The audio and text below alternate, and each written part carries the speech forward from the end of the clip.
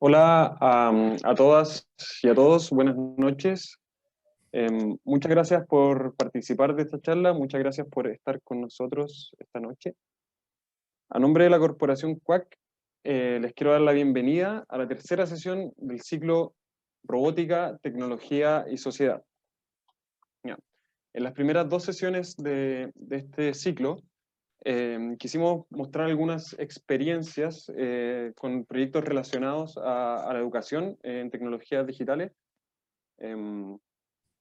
Partiendo ese ciclo por esa charla de educación, ya que es nuestra principal expertise con el proyecto Dakitan en la Universidad de Chile. En la segunda charla quisimos mostrar algunas experiencias de amigos, conocidos que trabajan aplicando estas tecnologías digitales como robótica móvil, inteligencia artificial, en la industria nacional, en la industria del retail en particular, y en esta tercera sesión, bueno, como CUAC, parte de nuestro objetivo es masificar la enseñanza de las tecnologías digitales a todo el país y en todos los niveles educativos. Pero a veces cuando enseñamos estas tecnologías nos centramos mucho en la tecnología misma, enseñamos a programarla, a sus características, sus funcionalidades y aplicaciones, pero olvidamos una parte importante que tiene que ver con cómo se originan estas tecnologías y cuáles son los impactos que pueden tener en distintas áreas de nuestras vidas. Olvidamos a veces que somos humanos quienes desarrollamos y aplicamos estas herramientas. Y los humanos tenemos motivaciones, tenemos intereses, tenemos sesgos de muchos tipos, tenemos prejuicios y un montón de otras cosas que van a tener sí o sí influencia al momento de aplicar estas tecnologías en los problemas reales de nuestro día a día. Entonces creemos que para poder desarrollarla, aplicarla y enseñar estas tecnologías, tenemos que reflexionar sobre cómo nacen desde nuestro ser humano y todo lo que eso significa. Y tenemos que reflexionar sobre las decisiones que hacemos al desarrollar esta tecnología, ya que estas decisiones van a tener impacto en la vida de muchas personas. Entonces, para ayudarnos a generar estas reflexiones, esta noche tenemos a dos invitados que nos compartirán desde sus diferentes investigaciones, expertices y puntos de vista, las relaciones que formamos con las tecnologías que desarrollamos, cómo se originan desde las culturas y cómo estos desarrollos tecnológicos pueden generar influencias en distintos aspectos de la sociedad. Entonces, para comenzar, primero quiero presentar a Martín Pérez Comiso. Martín es químico de la Universidad de Chile, fue profesor de tecnología, historia de la química y política en ciencia y tecnología en las facultades de economía y negocios y de ciencias químicas y farmacéuticas de la Universidad de Chile. Ha realizado otros cursos relacionados a la tecnología en otras facultades también de la universidad, y tiene un curso en Coursera llamado ¿Cómo nos cambia la tecnología? Se ha desempeñado como asesor en el sector público y privado en materias de ciencias, tecnología y ambiente, y actualmente es estudiante de doctorado en dimensiones sociales y humanas de la ciencia y tecnología en la Universidad Estatal de Arizona. Muchas gracias, Martín, por acompañarnos esta noche, y te dejo la palabra, y voy a dejar de compartir también para que puedas compartir tu pantalla.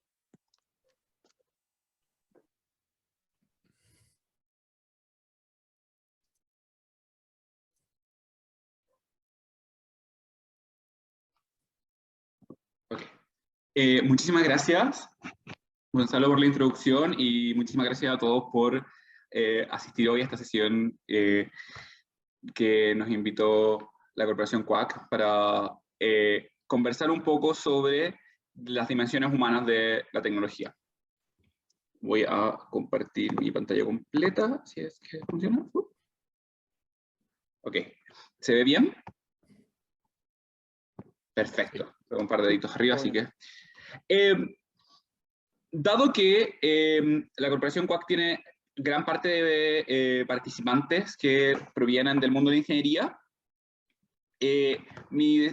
opté por hacer una conversación donde voy a introducir un poco de mi investigación y mi trabajo, pero desde una mirada un poquito más general, para también contarles un poco del área en el cual se sitúa mi trabajo. Y por ello voy a contarles qué es lo sociotécnico y por qué cuando hablamos de la tecnología podemos verlo como la extensión del humano. yo actualmente estoy hace ya 4 años en Arizona viviendo, haciendo mi doctorado en un campo de estudio que se llama Ciencia, Tecnología y Sociedad, que en Chile tiene un grupo bien activo que nos reunimos en enero, generalmente en persona, pero el último año fue digital por razones de contingencia, a conversar sobre distintas perspectivas que nos permiten, como a través de las herramientas y teorías y perspectivas de las humanidades y las ciencias sociales, entender el trabajo que hacen los científicos naturales y la gente que realiza ingeniería o desarrollo tecnológico. Esa es como una definición bien general, y tiene como harto más matices que esto, pero el punto es que el campo de ciencia, tecnología y sociedad tiene como motivación entender por qué las formas de hacer conocimiento se hacen de la forma que se hacen hoy. En ese sentido, crece desde distintas tradiciones de las humanidades, como la filosofía de la ciencia, o la filosofía de la tecnología, y la historia de la ciencia, las cuales tienen sus propios como objetos metodológicos y sus propios como aspectos disciplinares, así como elementos de sociología, antropología, comunicaciones, incluso diseño, que por otra parte tratan de entender críticamente nuestras relaciones con las formas de hacer conocimiento. Este campo en Chile tiene personas como, por ejemplo, un profesor en computación, el profesor Claudio Gutiérrez, y otros profesores a lo largo de Chile que lo han trabajado los últimos 20, 25 años, pero que no cristaliza una comunidad interdisciplinar e interinstitucional del campo hasta aproximadamente el 2012-2013. Entonces, en ese momento llega un conjunto de, en ese entonces, recién doctorantes o investigadores que fueron a hacer su doctorado después de trabajar mucho tiempo en Chile, que se empiezan a juntar con estos profesores que llevan mucho tiempo en departamentos disciplinares a trabajar en el área. Y de ahí se empieza a formar esta comunidad de ciencia, tecnología y sociedad. El campo estudia cualquier cosa que sea formas de conocer. Pero dentro de eso, una de las grandes áreas es la relación humano-tecnología. En ese sentido, es donde yo sitúo mi trabajo, y yo, a diferencia de algunos de mis colegas que se consideran a sí mismos científicos sociales, porque vienen de tradiciones así, hay otros que vienen de la ingeniería, o en mi caso de las ciencias naturales, que nos metemos en estos problemas, porque nos parecen más entretenidos, o nos encontramos con circunstancias de vida que nos llevan a investigar más esto. Y personalmente, a mí me fascina poder como comprender cuáles son las razones, los motivos y las estructuras por los cuales pensamos como sobre lo tecnológico. En particular porque hemos visto quizás en la última década en Chile un enorme auge de comunicadores de ciencia, de educación científica, de experiencias, de corporaciones, de grupos trabajando en esto, pero para mí siempre empecé a encontrar que como que la tecnología era como una especie como el arroz de la ciencia. Y lo vemos, por ejemplo, también en la discusión ministerial, que tenemos científicos e investigadores de ciencias naturales, de ingeniería, de medicina, y hablamos de la investigación como algo central, pero como que no hablamos mucho de cómo la producción industrial, no hablamos mucho de cómo eso se vincula con las patentes, con la propiedad, con la relación, con las relaciones como emocionales que generamos con lo tecnológico, con la ética, con un montón de otras dimensiones que tienen que ver con los artefactos. Y tendemos como a reducir la tecnología a una ciencia aplicada. Entonces, mi gran pregunta de investigación es cómo entendemos la tecnología. Y desde ahí, dado que el campo de CTS es tan como antidisciplinar, nos metemos en lo que nos parece como que contribuye a la conversación de alguna manera, pero no necesariamente respondemos a como formas disciplinares tradicionales. Entonces, en ese sentido, es un poco como la ingeniería, que utiliza distintos como ciencias naturales y distintas formas de diseño y las integra en como campos de acción. Pero dado que, a diferencia de la ingeniería, que tiene varios siglos, el campo de ciencia y religiosidad tiene algunas décadas, tenemos más problemas, primero, para que nos reconozcan como algo válido de hacer, y segundo, para que entendamos como nuestro campo como un campo transdisciplinar. ¿Y por qué me interesa tanto la tecnología? Porque empecé a encontrar que dentro del siglo XX hay muchísimas reflexiones claves que empiezan a decirnos que los artefactos que hacemos los seres humanos tienen propiedades que emergen en distintos contextos. Y esas propiedades contextuales afectan la forma en las cuales las entendemos, en las cuales interactuamos con ellas, en las cuales las diseñamos, en por qué usamos o no usamos las cosas, en qué decisiones tomamos con ellas, así como qué cosas significan para nosotros. Y ese tipo de reflexiones, a pesar de que habían personas en múltiples partes del mundo comentando eso en el pasado, se hacen particularmente importantes desde la Revolución Industrial, cuando como aparece un foco en la producción de objetos para distintos fines, para industriales, para fines como hogareños, para fines comunitarios, etc. Entonces, este aumento de la producción tecnológica, que va de la mano con el aumento de la calidad de vida, empieza a tomar como relevancia, porque empezamos a darnos cuenta de los problemas que tiene la tecnología, en particular cuando falla. Eso es como cuando la tecnología deja de ser transparente en nuestra vida, empezamos a fijarnos en como los edificios, como la tragedia ocurrió hace un poco más de una semana en Florida, que un edificio se cayó, que podemos verlo como un problema de ingeniería, pero también podemos verlo como un problema de estructuras y de mantenimiento y de cuidados, etc. O también como cuando hablamos de nuestras relaciones con las redes sociales, y quizás varios de ustedes ya después de un año y algo de pandemia están cansados de tanto Zoom. Entonces, las distintas cosas que nos rodean y que fueron hechas artificialmente por seres humanos, e incluso cosas que no son tangibles, como por ejemplo formas de organizarse, como la universidad, resultan ser tecnologías que cumplen funciones y que extienden necesidades y deseos del humano. Y esto lo dice un teórico de los medios, que se llama Marshall McLuhan, que en los años 50 y 60 se volvió un intelectual público en Estados Unidos y Canadá, discutiendo esta idea de cómo las cosas hacen más, como extienden nuestros sentidos, extienden nuestras capacidades, extienden nuestra capacidad del humano. Y eso hace que la tecnología resulte ser tan atractiva, pero también compleja, porque son cosas que los humanos podríamos hacer con mucho tiempo y esfuerzo, y la tecnología las hace o más fáciles, o más cómodas, o más baratas, o más convenientes, o más interesantes, etcétera, etcétera. De ahí que les quiero compartir un poco de lo que estoy investigando actualmente, para situar un poquito más como este gran campo y este gran problema que es lo tecnológico, y acercarlo también un poco a uno de los objetos que Quack trabaja. La investigadora, la filósofa e investigadora estadounidense Donna Haraway, se ha caracterizado por como reflexionar sobre las dimensiones de lo tecnológico desde el género, desde la relación con las especies, y también tiene una gran crítica a como las visiones como estructuradas, de que la tecnología es solo una cosa, y empieza a hablar de que tenemos que mirar las múltiples posibilidades que tiene algo. Porque hay múltiples identidades tras cada objeto, cada cosa con la cual interactuamos, cada software. Y tiene esta frase que me gusta mucho, que dice: lo imaginario y lo racional, la visión visionaria y la visión objetiva se juntan. Y ahí podemos ver, por ejemplo, la relación que tenemos entre las escrituras de ciencia ficción, o los cuentos, o las narraciones populares, y la generación de invenciones, o la adopción de nuevas tecnologías, o la resignificación de viejas tecnologías en nuevas maneras. Entonces, hay una relación entre cultura y tecnología que es bien profunda y que están bien conectadas, pero que nos cuesta verlas, porque como que asumimos que las cosas concretas, reales, como que están, son algo como tangible, pero que las cosas que no imaginábamos son o menos serio, menos importante, o requieren menos atención, hasta que empezamos a ver cómo esas cosas se transfieren.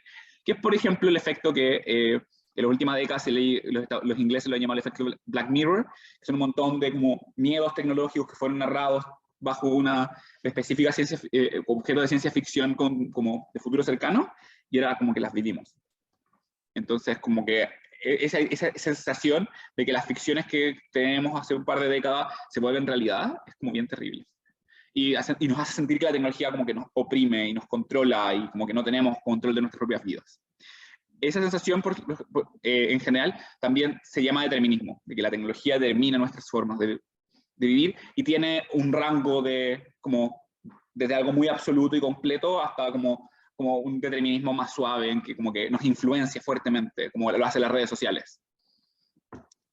Desde ahí que nuestra relación con la tecnología debe dejar de centrarse en objetos o cosas o artefactos o infraestructuras como propiamente tal, y tenemos que mirarlo de otra manera. Y en mi campo lo que hacemos es mirarlo desde los objetos sociotécnicos. Y uno de los trabajos que estuve haciendo acá en Arizona fue estudiar una librería offline digital, que era esencialmente un Raspberry Pi con una tarjetita de datos curada, con un montón de PDFs adentro y videos, que se lleva a lugares de Oceanía y del sudeste asiático, y recientemente estaba empezando también a pilotearse en México.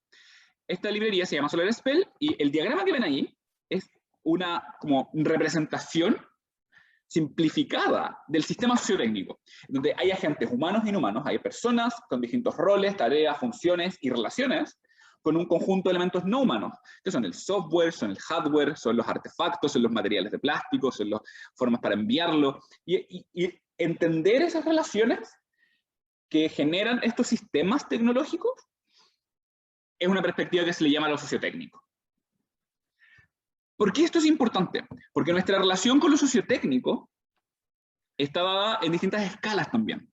Y tenemos relaciones que tienen que ver con los medios de comunicación y con otros, con la política, con cómo lo estudiamos en la universidad, en los colegios, con cómo lo hablamos y lo discutimos públicamente, y en cómo lo vivimos. Entonces, la primera es lo que cierta autora popularizó hace un par de años atrás, que se llama Sheila Jasanoff, una profesora en Harvard, que popularizó la noción de imaginarios sociotécnicos, que corresponde a cómo específicos sistemas tecnológicos o sociotécnicos generan órdenes sociales. Entonces, por ejemplo, entendemos que si vamos a desarrollar tecnologías nucleares, estas tecnologías van a tener que ser para la paz normativamente. ¿Y qué significa la paz? Pero, por ejemplo, si uno está en uno de los 9 países con capacidad militar nuclear y que tienen bombas nucleares, lo nuclear cumple un segundo régimen distinto. Entonces, el imaginario de lo nuclear es también un imaginario de como defenderte o de sentirte amenazado por otro país. Entonces, hay distintos roles que una misma tecnología nuclear, de los reactores, puede servir. Y esos imaginarios sociotécnicos sirven para tomar decisiones a nivel nacional, así como a nivel organizacional. Entonces, por ejemplo, el hecho de que haya universidades que tengan Zoom y otras que tengan Windows Teams, para el usar sus distintos como formas de conectividad y solucionar y como mantener como sus regímenes educacionales, genera distintos imaginarios sociotécnicos dependiendo de cómo esas tecnologías han funcionado y qué decisiones esas organizaciones tuvieron. Pero hay un segundo concepto que está mucho menos explorado en mi campo y que estoy trabajando últimamente, que se llama visión de tecnología, que son las diferentes representaciones de un sistema hechas por una comunidad muy pequeña o por un individuo, y que son flexibles, inestables y provisionales, y muchas veces reduccionistas, y que nos van a permitir como describir las funciones, usos e impactos que algo tiene. En particular, las visiones de tecnología son muy patentes cuando uno está desarrollando un proyecto. Por ejemplo, están en un laboratorio trabajando con un profesor, desarrollando un nuevo proyecto, como un experimento como de ingeniería, o se encuentran con un software nuevo o con un artefacto que recién llegó a Chile. Ahí eso no tiene un régimen que lo controle, sino que está como en disputa, y lo que pasa en esa comunidad va a empezar a influir otras comunidades y puede formar un imaginario, o van a generarse muchos imaginarios que al final van a como converger en o sea, muchas imágenes que van a converger al final en un imaginario más comunitario. Hay un segundo concepto sobre las imágenes, que ya no son de tecnología, sino que son de futuro.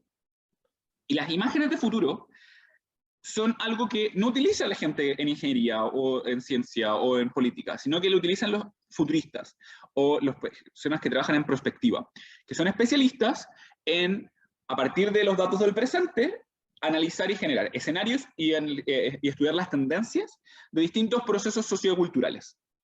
Y esos procesos socioculturales a veces tienen que ver con ciencia y tecnología, pero también pueden ser como las relaciones con el turismo, a veces pueden ser las formas de gobernanza, pueden ser como los efectos del feminismo, pueden ser un montón de como procesos sociales que hoy tenemos mucha incertidumbre y queremos tratar de como entender qué posibilidades tenemos en eso.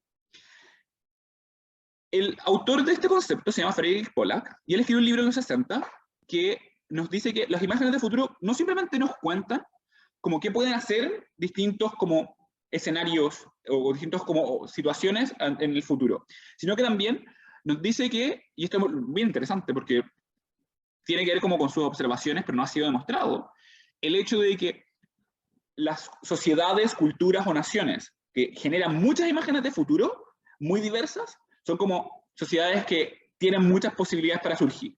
Y aquellas que tienen como reducciones en sus posibilidades de futuro, o tienen imágenes como recurrentes, o no generan imágenes de futuro positivas, son aquellas que están como en declive. Lo cual es muy interesante. ¿Y qué es lo que estoy estudiando yo?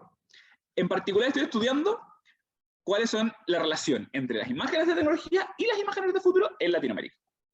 ¿Por qué? Porque usualmente tenemos relaciones en que entendemos que nuestro país está como detrás de los países del norte global y que nuestras capacidades están limitadas a distintas cosas. Para darles un ejemplo de cómo aplicar, o estoy como aplicando esta noción, les voy a contar brevemente de como la idea de robot.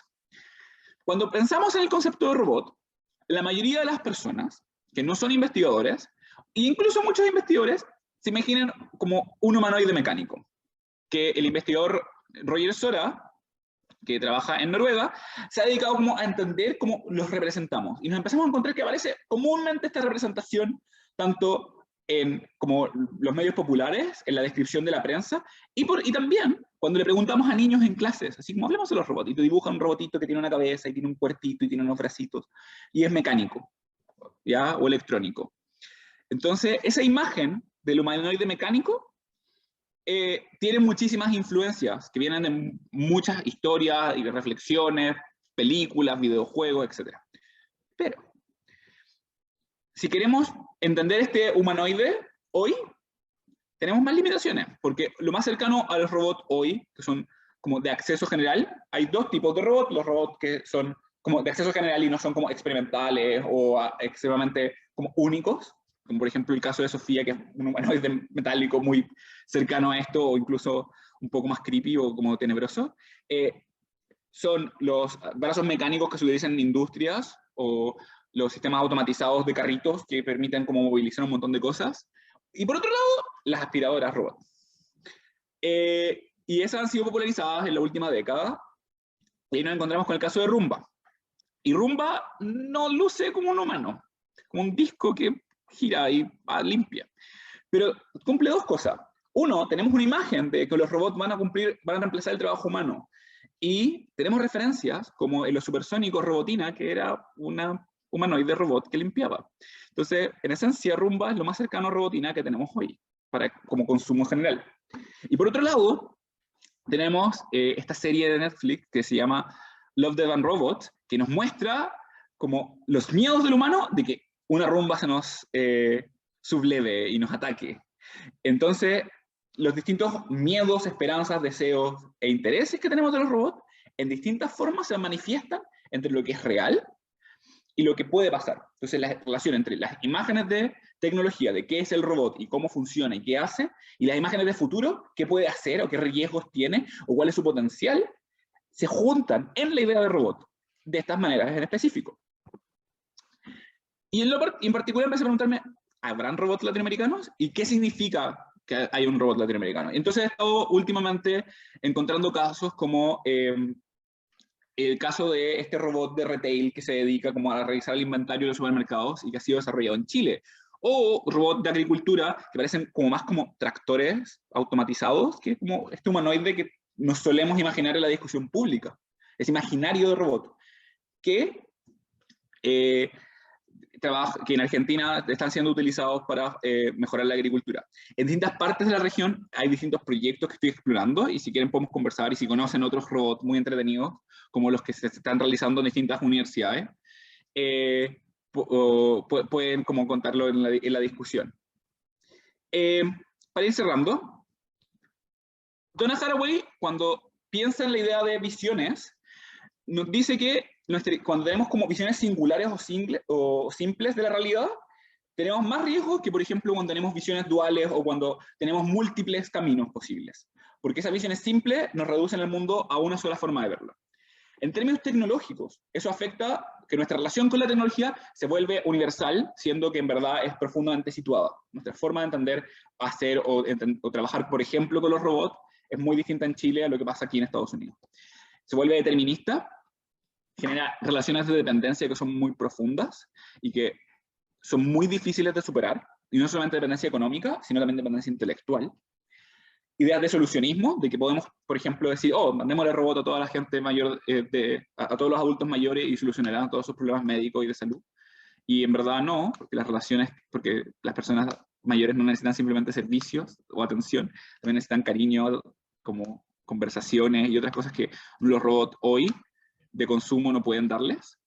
Y también genera exclusión, porque la tecnología tiene problemas de acceso, no simplemente de acceso por internet, sino acceso de que hay comunidades que no tienen electricidad y agua en Chile. Y cuando pensamos, oh sí, pongamos internet para que todos los niños vayan al colegio, y en verdad los niños no tienen electricidad, ¿cómo va a poner internet y esperar que se conecten a algo que como que, por más que hayan tenido la experiencia de usar computadores quizás en sus escuelas, en sus casas no tienen las condiciones mínimas para acceder a estas otras tecnologías, porque los sistemas tecnológicos se integran.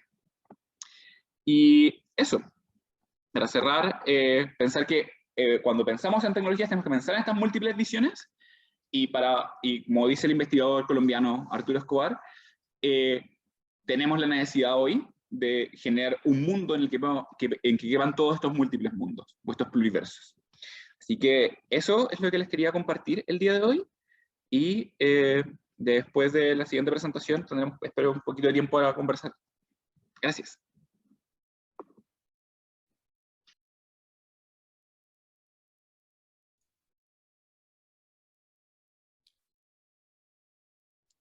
Muchas gracias, Martín, por tu presentación.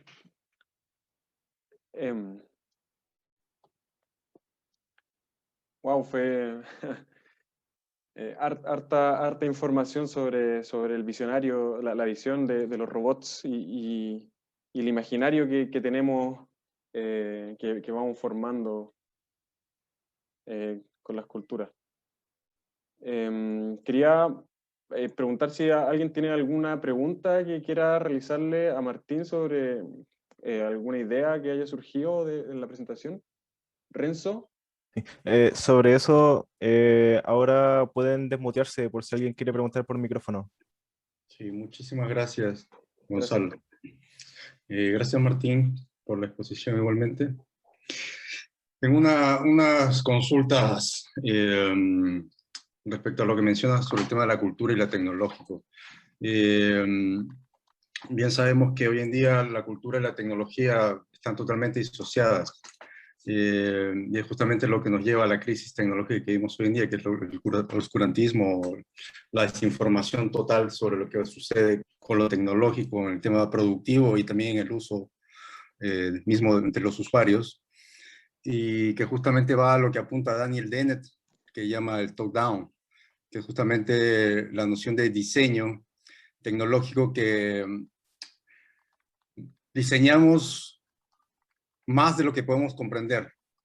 En tanto, lo estético está por sobre la comprensión en sí misma de lo tecnológico, y que es algo no menor hoy en día, y se puede observar, por supuesto, en la alineación que vive la cultura, principalmente frente a la tecnología. Ya lo dijo Simondon en los años 50, finales de los 50, ¿no? En el modo de existencia de los sujetos técnicos frente a esa alineación que se vive, y la manera de democratizar de alguna forma también la tecnología de lo cultural, que justamente lo cultural lo que crea aquella sobreproducción más allá de la comprensión, ¿no? Entonces yo te pregunto en esa línea, la robótica que mencionas, que obviamente estás apuntando hacia una especie de cosmotécnica que también propone Hui, ¿no? De una tecnología por cada lugar en particular, porque hay una cosmología en cada espacio donde se relaciona, ¿no? ¿Cómo ves tú lo robótico? ¿No iría, por el contrario, a la no comprensión de ese diseño, siendo lo robótico algo alejado realmente desde, por ejemplo, nuestra geografía latinoamericana, digámoslo de alguna manera, en una comprensión más que el del diseño, yendo en esa línea un poco? Esa era un poco mi duda. Y gracias nuevamente.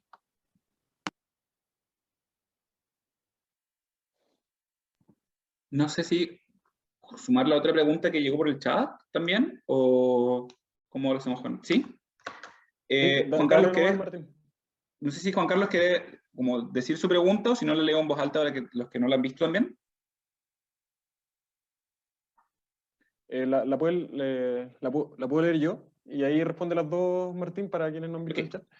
Juan Carlos Maldonado pregunta, según tu experiencia, ¿qué importancia tiene la ciencia ficción para la tecnología? ¿O ambas se alimentan en un ciclo constante? Buena pregunta. Creo que ambas preguntas son convergentes, y quizá voy a poner como una posición. Creo que tenemos la como percepción común, o el imaginario de que tecnología y cultura están separados. Yo creo que eso es algo que hay que rechazar, que es incorrecto, porque las formas en las cuales las tecnologías se expresan en nuestra vida cotidiana dependen profundamente de dónde estamos. Entonces, nuestra cultura tiene que ver con, entre múltiples otras cosas, tiene que ver con las cosas que usamos, cómo vivimos y qué hacemos con las cosas. Entonces, los objetos, los sistemas, los software, las expertices que manejamos están conectadas. Y eso es importante, porque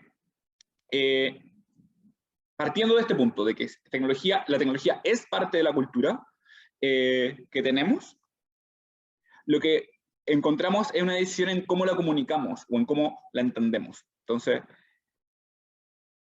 como podemos percibir que son parte de lo mismo, pero no tenemos como lenguajes o capacidades para reconocer cómo estas cosas se interactúan en lo cotidiano, para describirlo más profundamente. Y yo creo que lo que hace la ciencia ficción, primero, es mostrarnos mundos esencialmente especulativos, en donde la relación con lo tecnológico, al ser narrada, emergen ciertos lenguajes o emergen ciertas imágenes que son como que integran esta relación tecnología-cultura de una manera muy explícita. Entonces, a veces no da el lenguaje, y por eso tendemos como a usar múltiples referentes de la ciencia ficción para explicar fenómenos de la vida real, que tienen que ver con lo tecnológico. Dado que no tenemos como lenguaje suficiente en lo cotidiano, usamos metáforas de la ficción.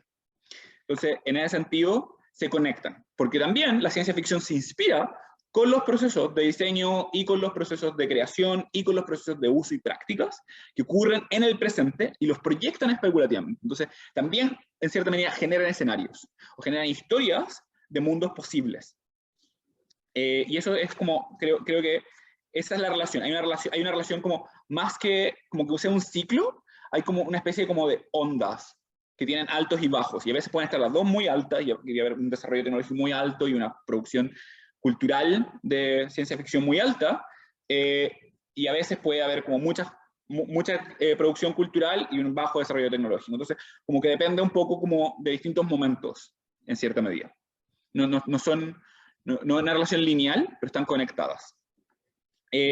Lo segundo, esta disociación o top-down, yo creo que tiene que ver un montón con nuestra relación con el conocimiento. De que solamente algunas personas que tienen la expertise son aquellos los que pueden hacer cosas con tecnología. Entonces, ponemos por sobre el saber hacer que el entender el para qué. Entonces, yo creo que ahí hay un problema de que los que pueden hablar por la tecnología son aquellos que la producen, y no necesariamente aquellos que la usan. Entonces, no es difícil, como se ha mostrado múltiples procesos de diseño participativo o de ingenieros trabajando en ingeniería humanitaria, que trabajan con comunidades con muy pocos recursos, o un montón de otros procesos, integrar a los usuarios o a los miembros de la comunidad en los procesos de decisión. Y por ejemplo, ahora el proceso constituyente es eso.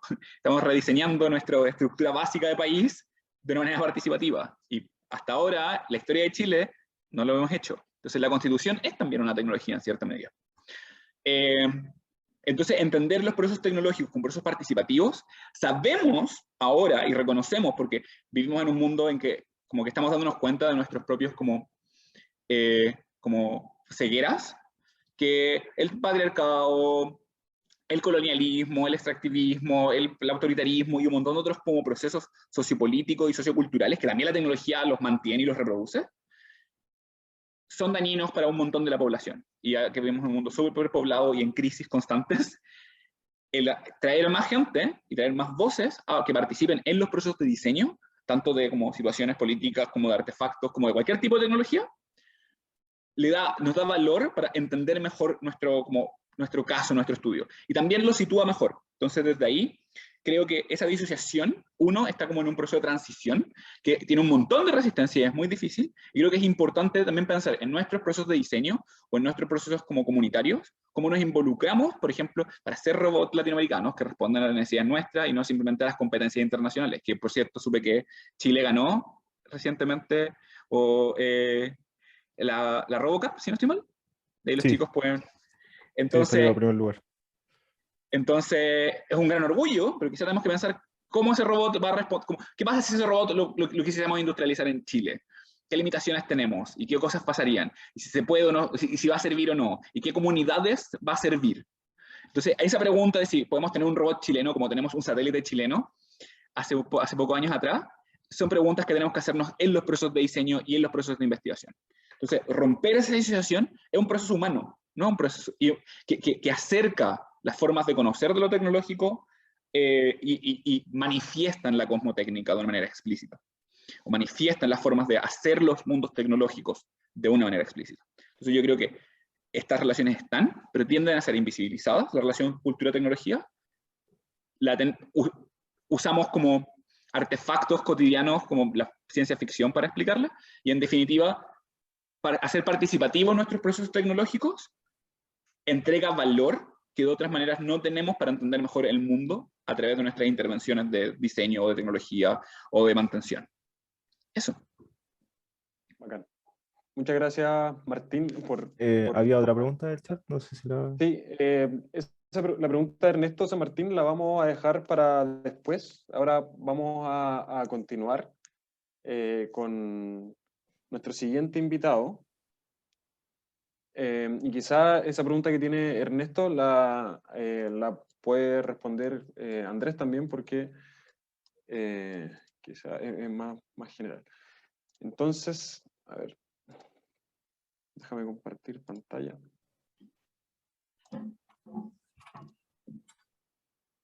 ¿Se ve? Nuestro siguiente invitado es Andrés Monares. Andrés es antropólogo, investigador independiente y profesor del área de Humanidades de la Facultad de Ingeniería y Ciencias de la Universidad de Chile.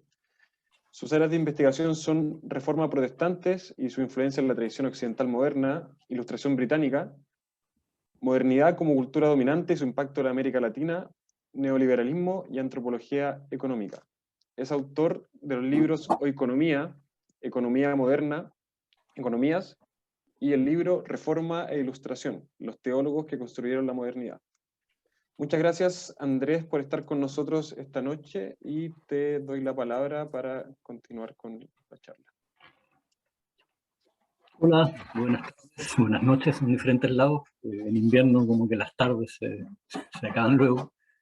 Agradezco la invitación que me han hecho CUAC, sobre todo porque con algunos de ustedes me topé en salas, y a uno como profe realmente es bien gratificante cuando te invitan gente que te conoce en una sala, porque no pasa por una burocracia de que uno se inscribe y habla, sino que esta gente cree que uno puede algo aportar, en su inocencia, pero bueno, dejémoslo así. Vamos a compartir pantalla. Yo, como me presentaron, soy antropólogo. Yo, al contrario de Martín, yo no trabajo en el área. Mi trabajo, en cierto sentido, tiene que ver con la tecnología. ¿De qué forma? Yo estudio la cultura anglosajona y los grandes legados, desde mi perspectiva, de la cultura anglosajona, que es una cultura que no voló muy alto, por así decirlo, si lo comparamos con Grecia, China. Esto suena raro, sé lo que estoy diciendo. Porque por ciertas cuestiones de índole filosófica e ideológica, su legado a la humanidad es lo material, y no por nada se destaca justamente el ámbito de la economía, el cual yo me dedico, y el ámbito de la tecnología.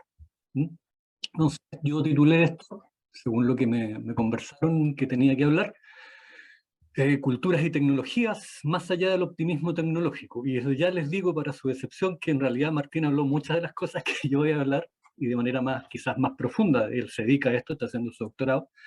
Pero cuando hablamos de optimismo tecnológico, es lo que él dijo, ¿no? Las máquinas lo van a solucionar todo. Y a todos, que también podríamos llamarle ingenuidad tecnológica, y en algunos casos me atrevería a decir hipocresía tecnológica.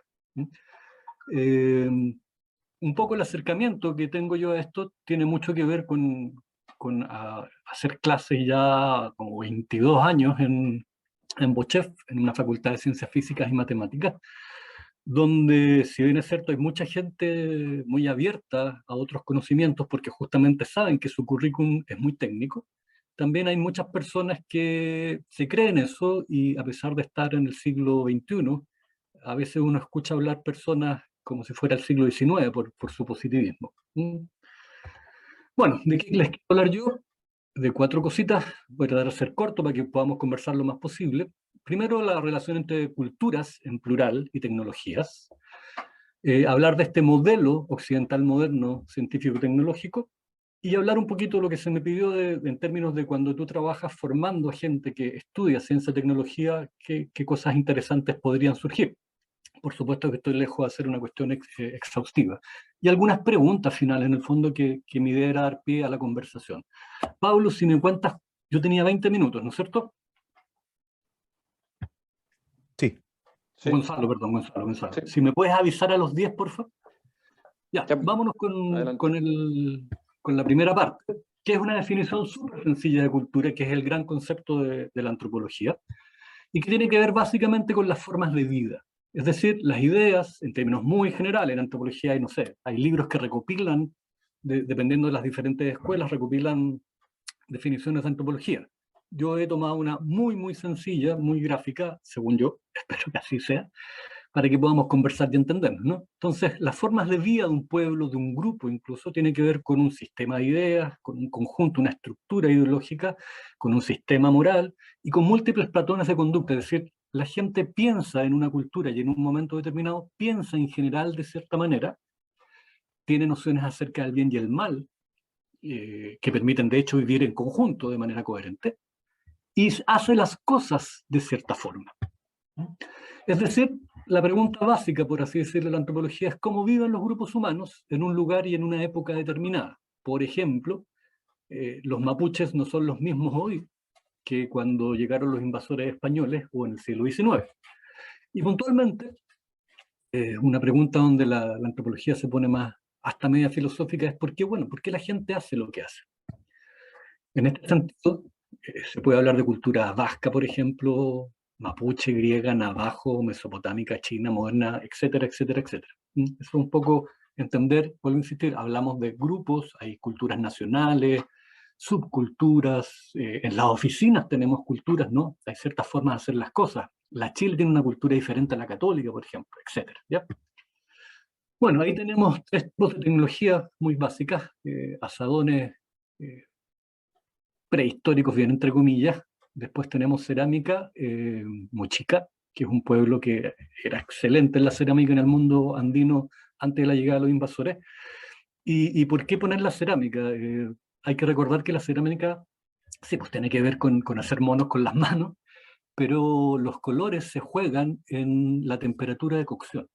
Entonces también es súper importante en términos de tecnología el poder hacer cerámica. Y bueno, la última foto de abajo es un poquito lo que hoy día, a veces por cierto descuido y las cosas, esta desconexión que hablaba Martín, tendemos a pensar que parece que todo lo que tiene pilas o batería o se enchufa es tecnología, y todo el resto es como insisto, como muy bien lo decía Martín, parece que la tecnología surge cuando sencillamente falla. Tan acostumbrados estamos a eso, en todas las culturas, en todo caso.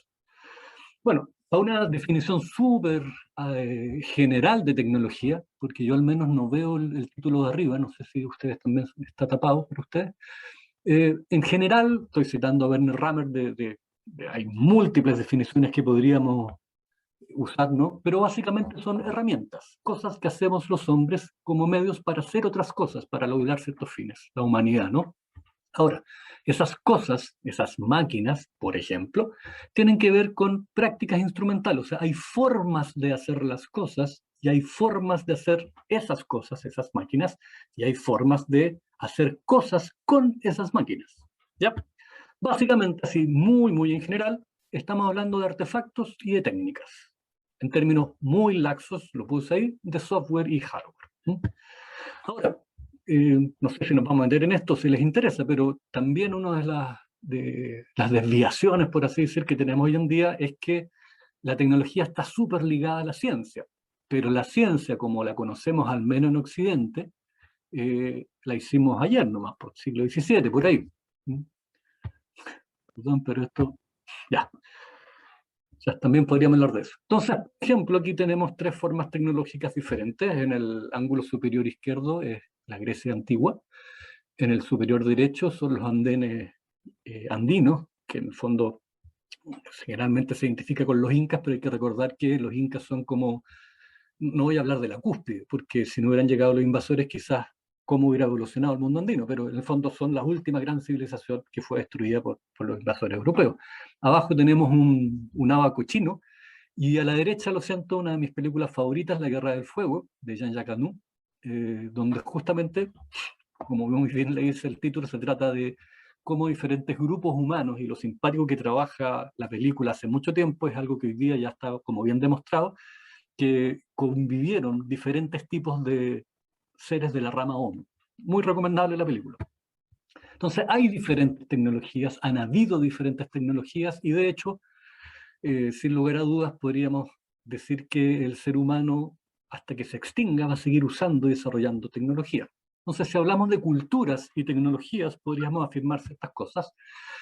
Por ejemplo, que no existen tecnologías neutrales porque no pueden o elaborarse, diseñarse, construirse, ni usarse esas herramientas o artefactos fuera de contexto. Y lo podemos conversar después, pero hay como una tranca, no sé, un rollo de que uno siempre escucha que la tecnología, las herramientas son solo herramientas, depende de cómo las uses. Bueno, ninguna herramienta se ha creado sola, y siempre es usada en contexto. No existen herramientas fuera de contexto, tal como otro de los errores, un error similar se puede encontrar en la economía, que pareciera que somos seres humanos fuera de contexto y sencillamente maximizamos. En ese sentido, las tecnologías, por supuesto, son parte de una cultura. No solamente se desarrollan, se diseñan, sino que también tienen que ser legitimadas. Es decir, esas ideas y esa moral de un grupo humano tiene que aceptar ese artefacto.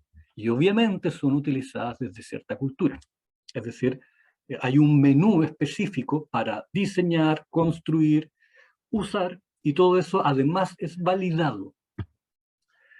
Por lo tanto, y esto es re importante, Martín lo dijo de otra manera, en el fondo las tecnologías, las herramientas, los artefactos, los procesos se relacionan obviamente con la política, con normas sociales, con leyes, con la religión, con la economía y con múltiples esferas de la vida social humana. Entonces, por ejemplo, ahí tenemos ahí arribita la experimentación con embriones, que tiene que ver con la biología, pero también tiene que ver con la religión. Por ejemplo, los grupos conservadores católicos, tanto en Estados Unidos como en Chile, se oponen a ese tipo de experimentación. O sea, la religión tiene que ver con desarrollar o no desarrollar ciertas tecnologías. ¿Para qué hablar de la privacidad de nuestros datos, que tiene que ver con la política, es decir, cómo nuestros datos se han usado para influenciar elecciones, o cómo nuestros datos se usan económicamente, tiene que ver con lo legal también. Y allá abajito una cosa que a veces no sabemos, pero yo aprendí hace poquito, que cómo tiene que ver la tecnología, por supuesto, con el medio ambiente. A veces las empresas instalan estos molinos de viento en lugares por donde pasan las migraciones de aves. Y aunque nos parezca absurdo, las aves no van a cambiar su camino y mueren efectivamente porque chocan con las aspas. Es decir, la tecnología también tiene que ver con los procesos naturales. Vamos al modelo occidental moderno, es decir, de dónde surge toda este menú occidental, y me atrevería a decir la mitología occidental en el sentido más pleno de la palabra, es decir, ideas relacionadas a la cosmovisión de un pueblo, en este caso a la cultura occidental.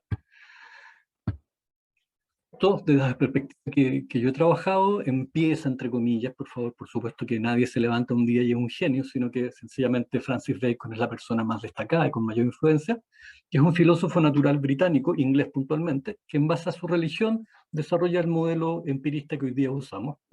Propone la inducción, la experimentación, según él las inventa, o sea, se sientan los medievales, se sientan los griegos, pero eso es muy británico y muy propio de Francis Bacon.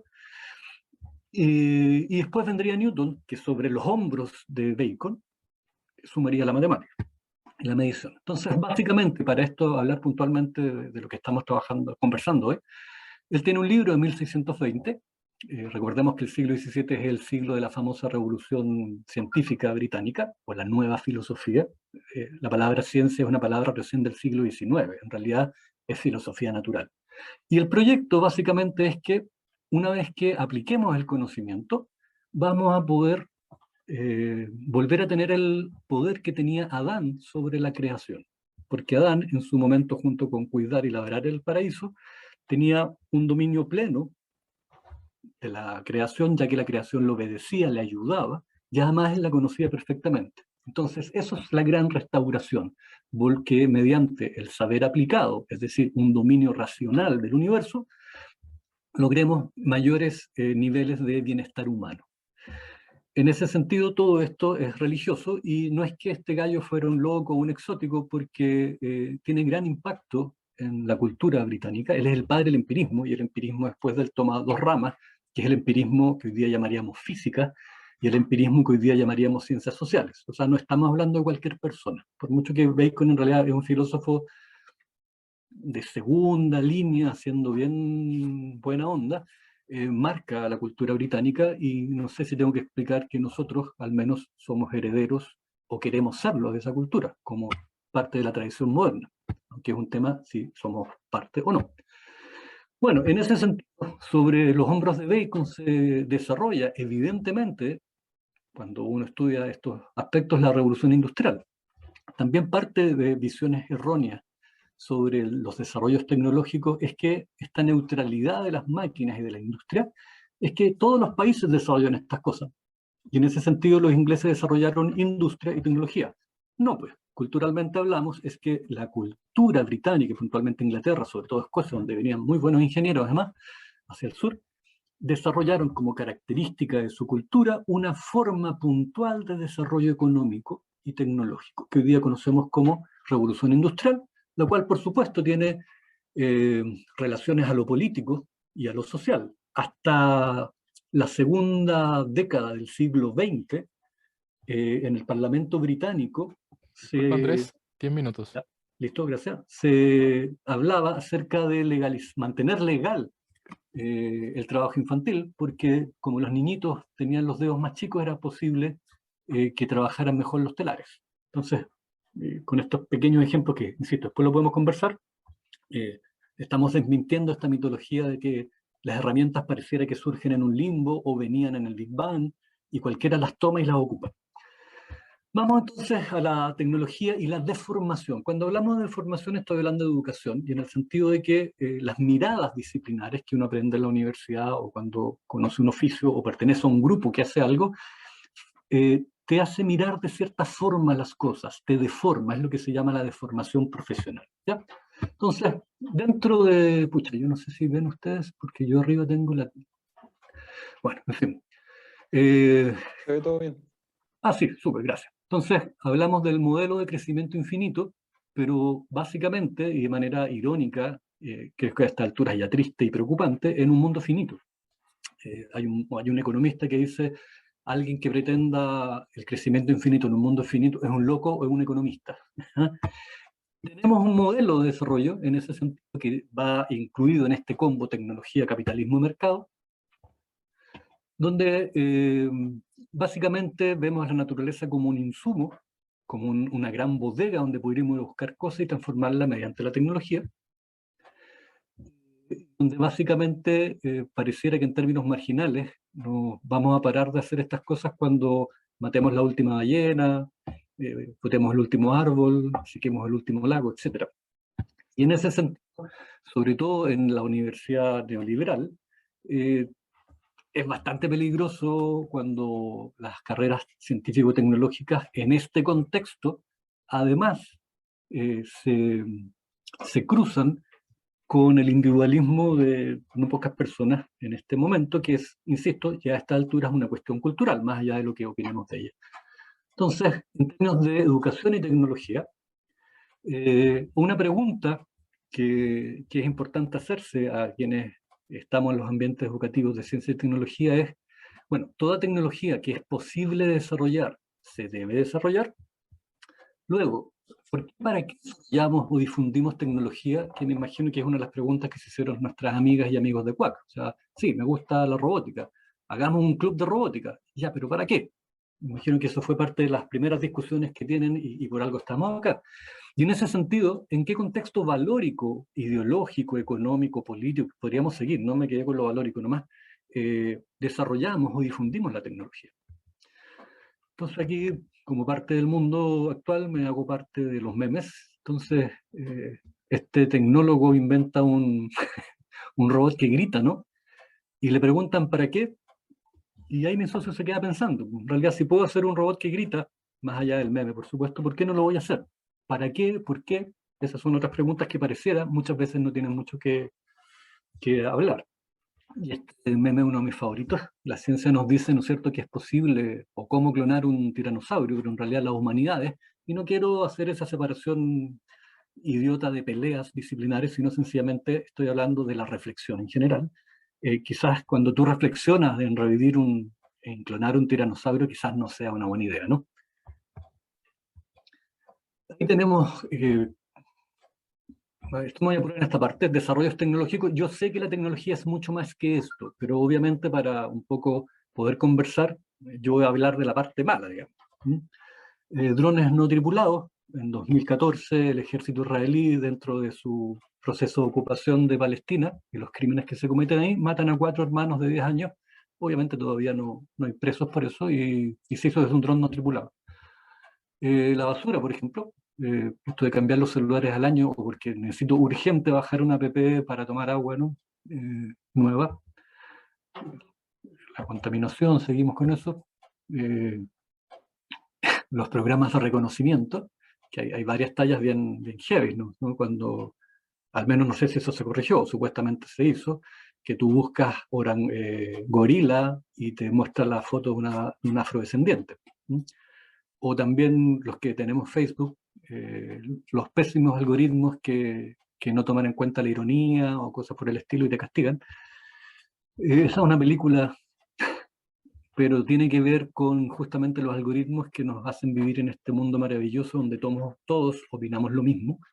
En política, nosotros tuvimos hace poquito una muestra de eso cuando la gente del rechazo no podía creer cómo perdió 80-20 si toda la gente de sus Twitter, de sus Facebook, de sus Instagram iban a votar rechazo, y viceversa también.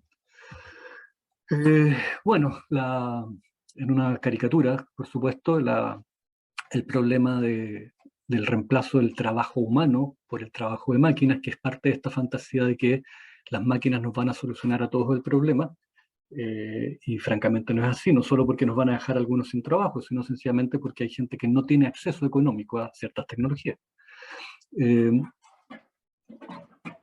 Estos automóviles están choros y futuristas que se manejan solos, y conversamos la otra vez con Gonzalo y con Pablo acerca de cómo las empresas privadas calculan en un accidente a quién matar, a su cliente o a una persona que va en la calle.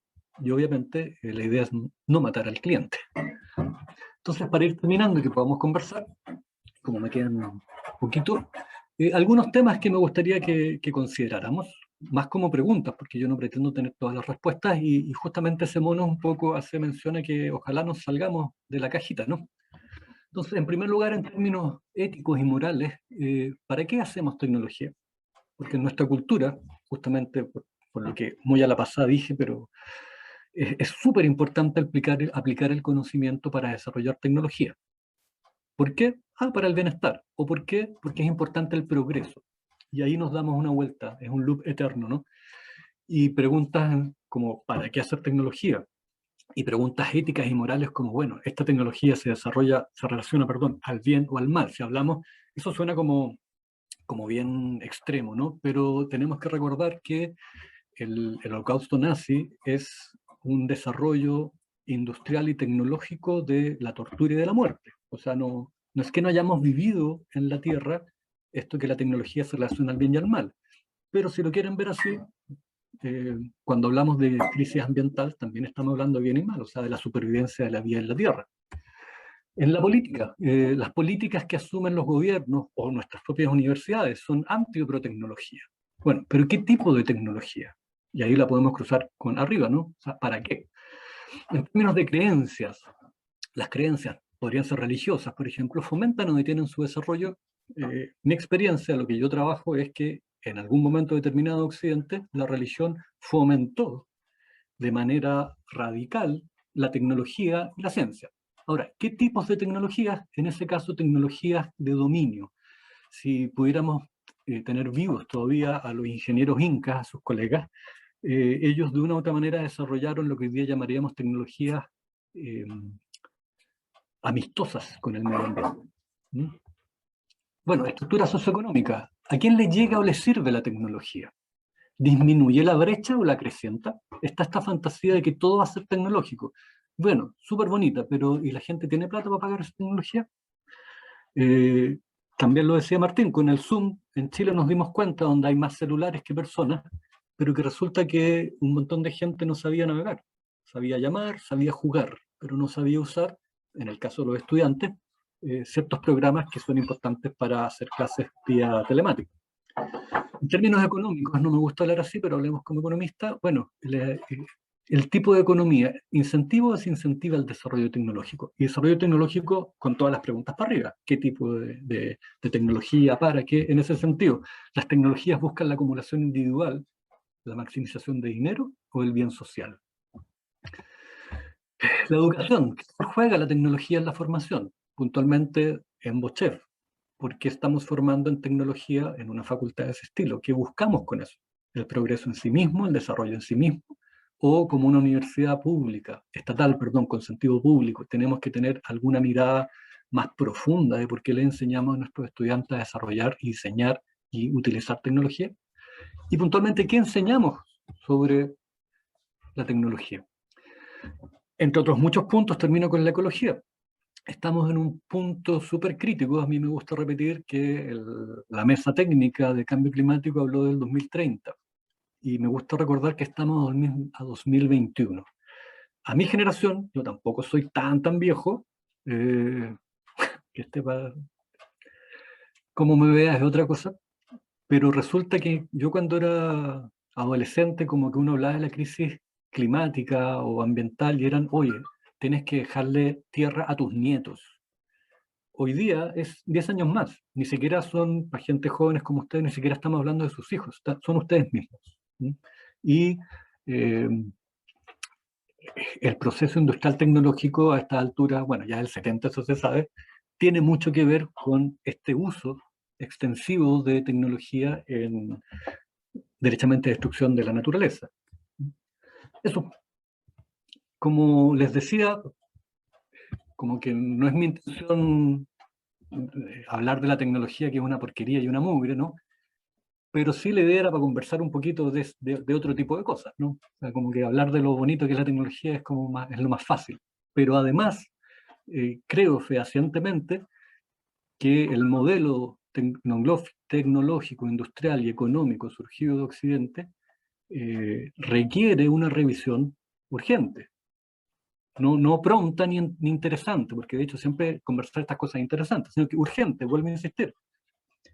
La mesa de cambio climático habla de 2030 y estamos en 2021.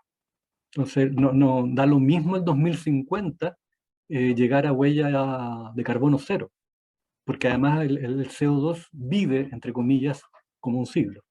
Entonces, estamos tarde. Y para qué hablar de los bonos de carbono, pero bueno, eso quizás lo podemos conversar después.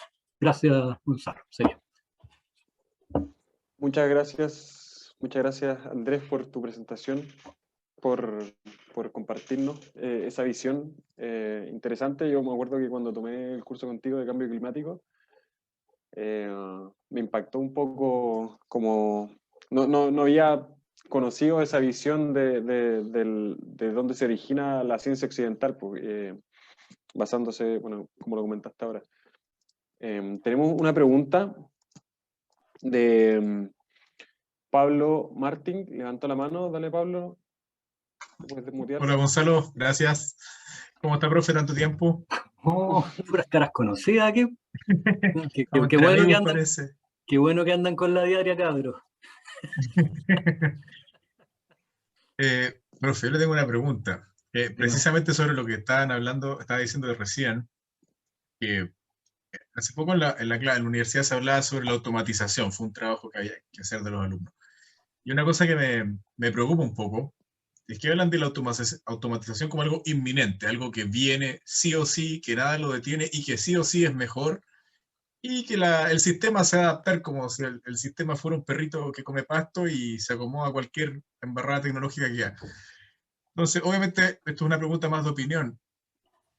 ¿Qué se puede hacer en la universidad? O sea, yo la verdad veo que hay como este culto a lo nuevo por ser nuevo, pero no por ser útil.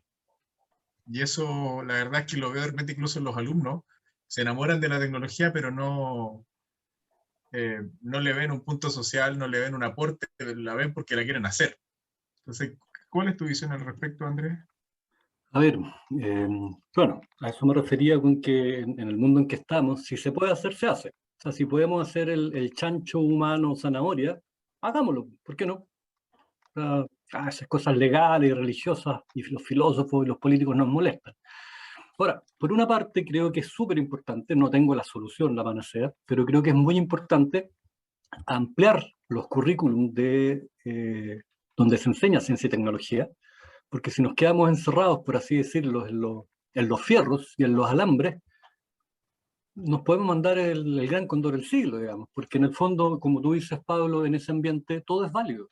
Y cualquier invento es considerado un progreso, y es una palabra muy fuerte en Occidente que tiene que ver con la religión y con la filosofía. ¿Sí? Los científicos se subieron al tren del progreso, no lo inventaron ellos. ¿Ya? O sea, estamos hablando de una forma de ver la historia, en términos pitucos, filosofía de la historia. ¿Ya? Entonces, por una parte, creo que es la idea, por ejemplo, de tener un departamento que haga cursos de humanidades, disciplinas socioculturales y otras, es muy importante, pero también es muy poco, no en el sentido de que nos hagamos cargo de la facultad, por favor, estoy lejos de decir eso. Pero, por ejemplo, yo estoy como loro repitiendo esto, donde me quieran escuchar, el MIT, que pareciera ser una buena universidad, ¿no? Yo no soy de los que si los gringos lo hacen tenemos que hacerlo, ¿ya? Pero parece que es indudable que el MIT lo hace bien. Bueno, y en el MIT los ramos de literatura, arte, ciencias sociales, etcétera, etcétera, son el 25% de la malla de científicos e ingenieros. Y no porque el MIT quiera que los cabros hablen más en los cócteles o vean más películas de cinearte, sino porque es evidente que la tecnología sola es un poco lo que tú dices, Pablo, es como un animal salvaje, que además si los dejas en manos de, disculpen la terminología, de brutos hábiles, puede quedar la escoba. Entonces, si no nos hacemos las preguntas, y eso tiene que hacerlo la universidad, y sobre todo, no quiero ser chauvinista, yo trabajo en la Chile, pero no estudié en la Chile, pero sí estudié en una universidad pública, creo que es muy importante el sentido que le entregamos a nuestros estudiantes en la educación. O sea, lo que intenté plantear en lo que expuso, o sea, ¿por qué hacemos tecnología? ¿Para qué? ¿Para quiénes? El modelo dice que si yo desarrollo tecnología, una empresa me lo compra, eso implica que la universidad se anote un poroto porque gana plata por la patente, pero además el overhead, ¿no es cierto?, ahí corta su colita, pero además hoy día los rankings son los doctores, son las patentes, ¿no es cierto? Bueno, ¿para qué? Esa es una pregunta que nos podemos hacer. Yo, la Universidad Neoliberal creo que también, ojalá la convención saca cargo de la educación superior, creo que tenemos que volver a conversar la universidad, y volver a conversar la universidad es, y creo que muchos de ustedes lo saben, es volver a plantearnos por qué los académicos y investigadores se han vuelto unos burócratas que tienen que llenar una serie de papeles en vez de estar investigando y enseñando. Porque hay que buscar patentes. Hablaba hace poquito con un amigo que se gana anillos y esas cosas importantes, y el tipo estaba súper choreado en una universidad estatal, porque el impulso y finalmente el objetivo donde los van a obligar es a patentar cosas. Lo que implica dirigir la investigación hacia cuestiones que no necesariamente son de bien común, sino que son vendibles. ¿Ya? En el área de la biología, por ejemplo, hay enfermedades que no les interesan a las farmacéuticas, ¿no es cierto? Y otras que sí, por ejemplo. Entonces, insisto, no tengo la solución, Pablo, es una tremenda pregunta la que me tiraste, así, cabecear una catedral, o sea, súper buena onda, incluso una puñalada que me mandaste, pero pero creo que la formación, y esa es la pega nuestra los profesores, y termino con que también creo que es la pega de los estudiantes. Vivimos una etapa de Zoom donde parece que las clases se volvieron ver tele, y podéis ver el programa después, es como un Netflix fome, ¿no? Las clases. Si no apuramos a nuestros estudiantes, y no los obligamos a preguntarse más allá de estas cosas, no sé, pues, ¿para qué nos vamos a quedar de que la Chile, los puntajes, los ingenieros? Vámonos, todos cerramos por fuera. O sea, yo creo que ahí lo primero obviamente recae en los profesores. Pero recuerden que los que apuran a los profes son los estudiantes. Los profes somos unos viejos que podemos tener buenas intenciones, pero hace rato que hacemos lo mismo, sabemos estas cosas y no otras, por lo tanto que nos muevan la silla nos va a incomodar. Pero tienen que movernos la silla y esos son ustedes. Gracias, Andrés, por esa respuesta. Le voy a dar la palabra a Andrés Sangüesa, que quizás debe tener alguna pregunta para Andrés Monares, y después vamos con la de Ernesto San Martín, que quedó pendiente de la charla anterior. Sí, gracias, Gonzalo. Bueno, hola, profesor. También un exalumno acá de sus clases de ciencia, no me acuerdo el ramo de filosofía, donde decía que los científicos también eran creadores en Dios. Me acuerdo de ese súper buen ramo. Pero más allá de eso, yo, igual que la pregunta anterior, no sé si una pregunta, es más como un comentario, porque estoy seguro que en alguna parte de mi comentario hay una pregunta que aún no logro formular. Yo tuve un emprendimiento y se trataba, en corto, se trataba de hacer prótesis más rápidas con impresión 3D. ¿Ya? Y podía hacer los mismos pacientes que hacen a mano, lo hacen, no sé, 100 pacientes al año, yo podía hacer 400 pacientes al año. Y llegó un punto, me empecé a preguntar, oye, pero ¿realmente estoy aportando a la sociedad? O sea, ¿realmente esas personas no habrían tenido prótesis si yo no hubiese estado? ¿Habrían contratado otras personas que igual lo hubiesen hecho la prótesis? ¿En qué realmente estoy aportando? Y empieza uno como a preguntarse, a traquear hacia atrás, y me preguntaba otras cosas.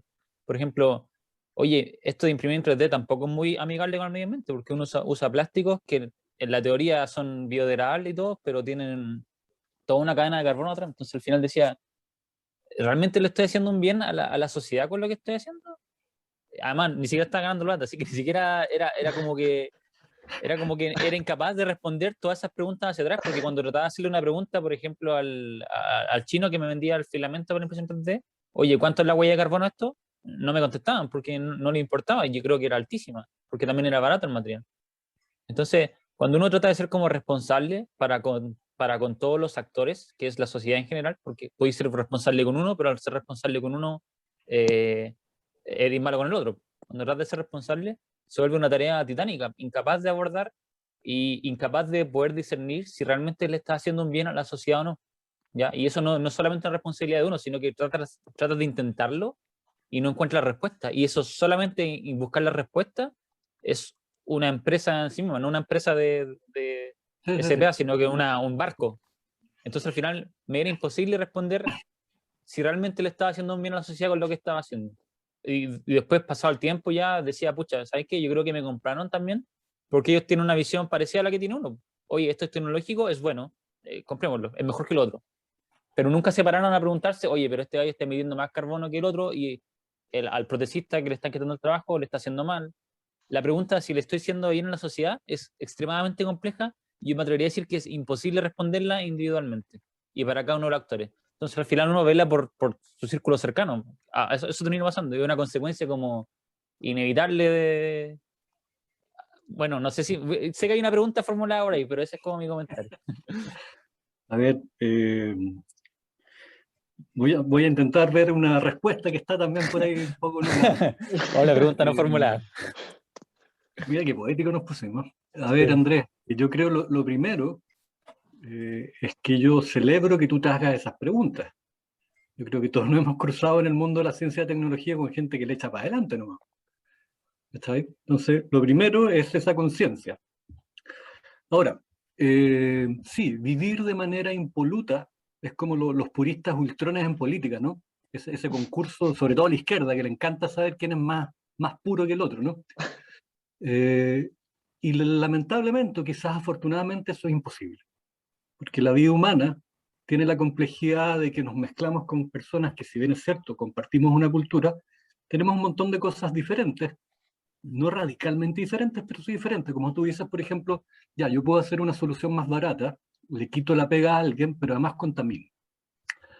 Tiene que ver mucho también con el hecho de que, como todo esto es complejo e interrelacionado, en la sociedad neoliberal nos han convencido que todos estamos por nuestra cuenta.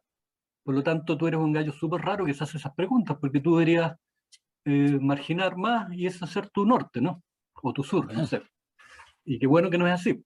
Ahora, el viejo Aristóteles, que era un viejo misógeno, xenófobo, clasista, pero decía cosas muy interesantes, y afortunadamente nos legó en la ética que hay muchas ocasiones en que uno no puede hacer el bien, pero sí no puede hacer tanto mal.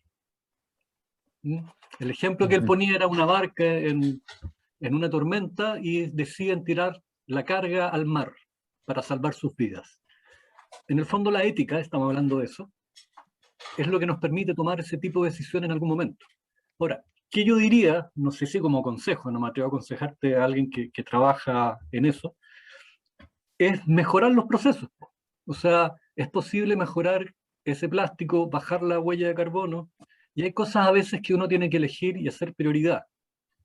Con respecto a los chinos, por ejemplo, claro, por supuesto, uno no va a salvar a todo el mundo en su vida porque te volvís loco o te suicidáis, es una cosa imposible, pero de repente cuando ojalá crezca lo que tú estás haciendo, y uno, por ejemplo, puede presionar a sus proveedores para que no hagan prácticas antisindicales, ¿o no? Y, Claro. no, pero es que a mí estos gallos me mandan los fierros mucho más baratos. Bueno, y justamente es mucho más barato lo que viene de Bangladesh o de China porque hay trabajo esclavo o semi-esclavo. Ahora, tú no vayas a cruzar el mar a liderar a esos niños, o quizás sí, no sé. Pero uno puede organizarse y hacer ciertas cosas.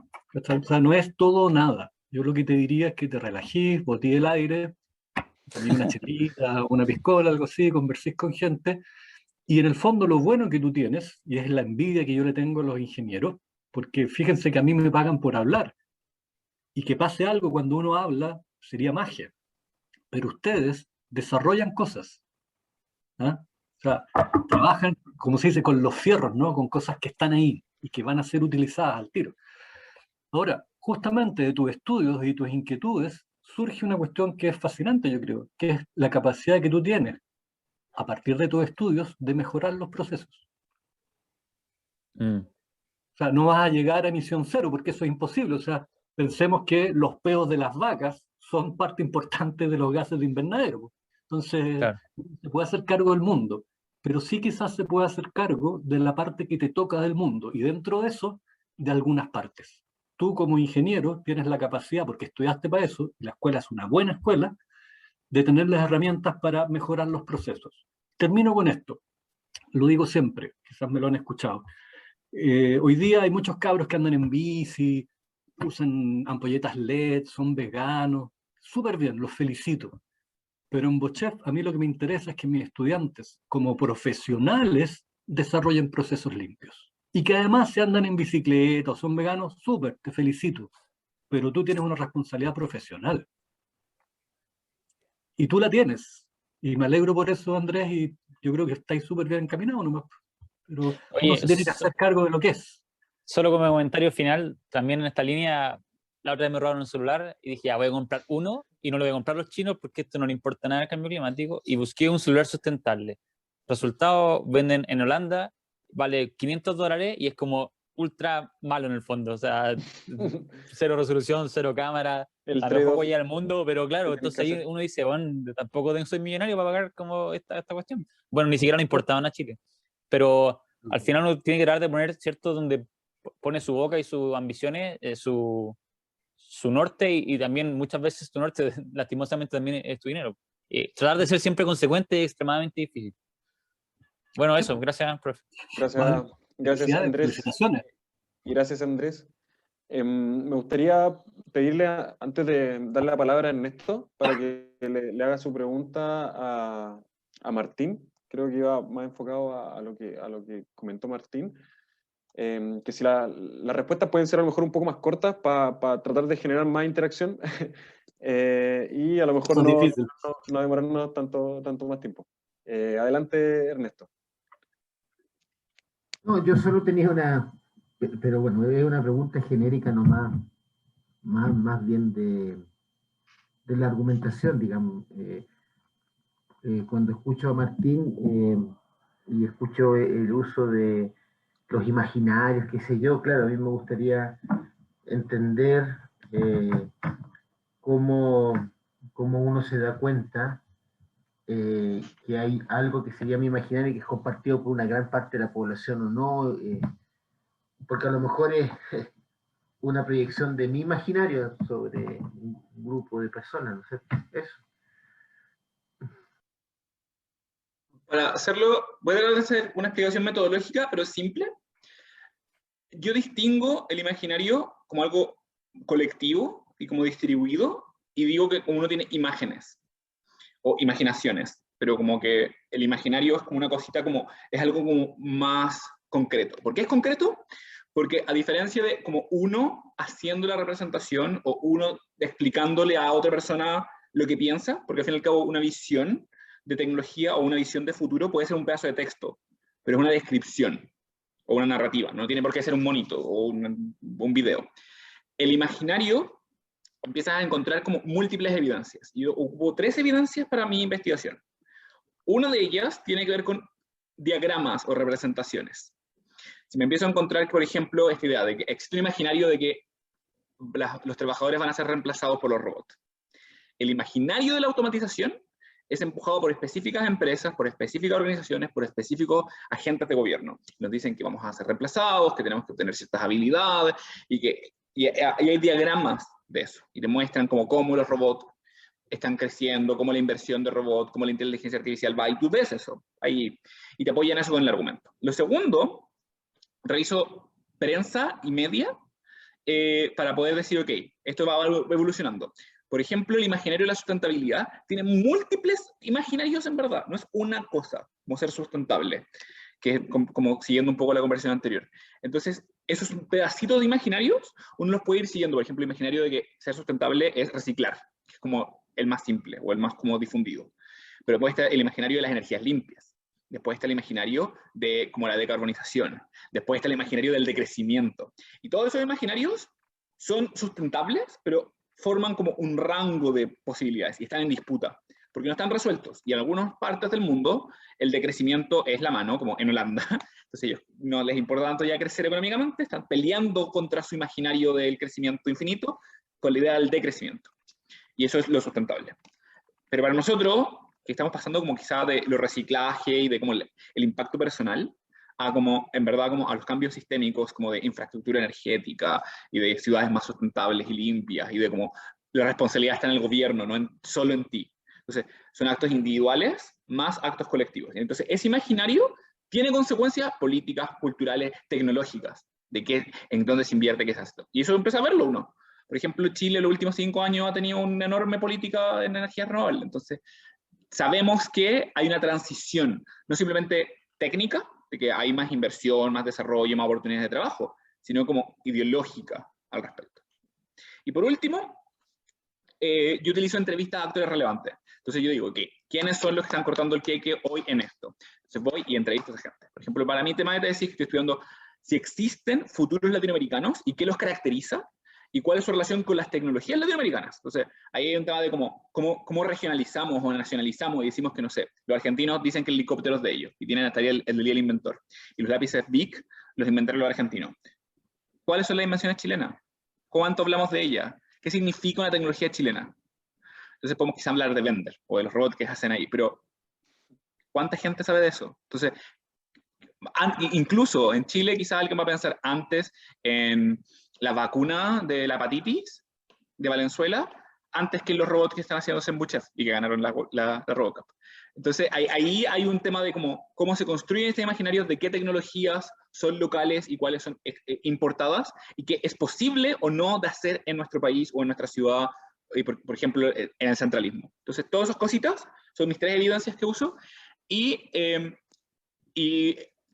por lo general, una persona tiene como pedazos de eso, pero también tiene cosas que saca de uno, como un poco la experiencia o las preguntas que ocurren. Y yo creo que eso es clave, que empoderemos a las personas para hacerse capaz de preguntar, ¿esto es cierto o no? ¿O cómo me afecta a mí? ¿O cómo yo puedo, o esto es deseable o no para mí? Entonces, ahí creo que estoy muy de acuerdo con Andrés, de que nuestro trabajo, la gente que trabaja en las relaciones tecnología-sociedad, no simplemente, y también yo trabajo de profesor y de docente, pero está en empoderar a otros para hacerse esas preguntas. Y nosotros no las hacemos como de manera más investigativa o con nuestras comunidades académicas, pero también para como las empresas, las organizaciones, los grupos del Estado, los lugares donde la gente termina trabajando, influyendo, participando, estas preguntas aparezcan. Porque como, no me acuerdo el nombre del colega que estaba recién conversando con Andrés, si sigue aquí, Andrés. También Andrés. Andrés Sangüesa. Como Andrés estaba pensando en su propio emprendimiento, estas capacidades se transfieren con las personas. Entonces, estas capacidades pueden pasar a las empresas del Estado, a los distintos como organizaciones, a los hospitales, a todas estas cosas. Entonces, esas preguntas son importantes de hacerse más seguido, para como hacer como mejores mundos posibles y no hacer como mundos óptimos para la economía o para el mercado o para otros intereses, sino como decir, ok, ¿quién gana y quién pierde? Y como en verdad estamos disminuyendo el daño que estamos haciendo.